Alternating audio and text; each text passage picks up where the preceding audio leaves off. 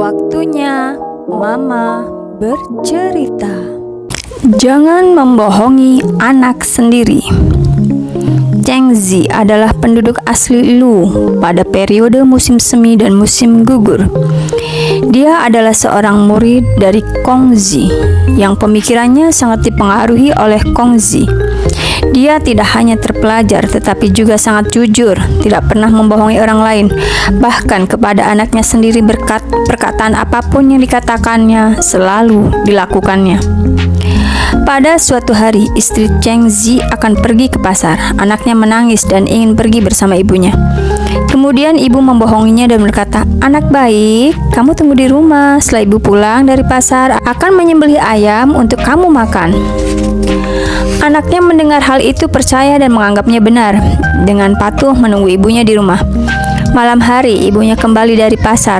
Anaknya bergegas menyambut dan berteriak meminta ibunya untuk menyembelih ayam untuk dimakan. Cheng Zi mendengar hal itu segera datang. Setelah mengetahui kejadian yang sebenarnya, tidak mengucapkan kata-kata kedua. Dari ruangan langsung mengambil pisau dan langsung pergi ke kandang ayam.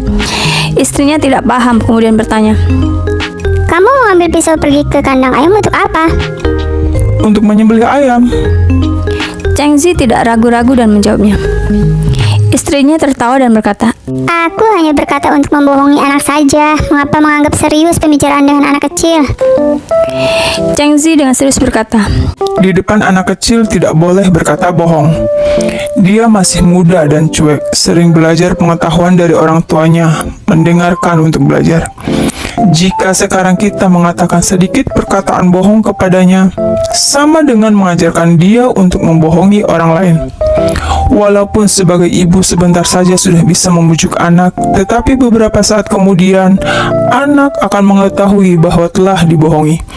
Maka tidak akan percaya lagi kepada perkataan ibunya. Jika hal itu terjadi, kamu akan sangat kesulitan untuk mendidik lagi anak sendiri." Setelah mendengarkan hal ini, istrinya menundukkan kepalanya karena merasa malu.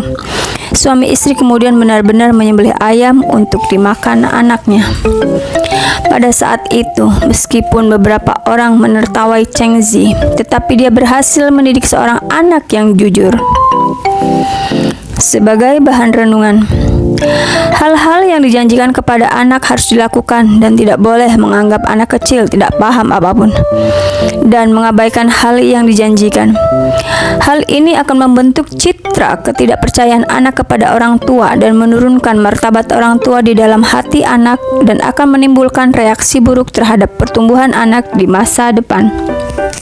Cerita diambil dari buku Jadilah Orang yang Jujur.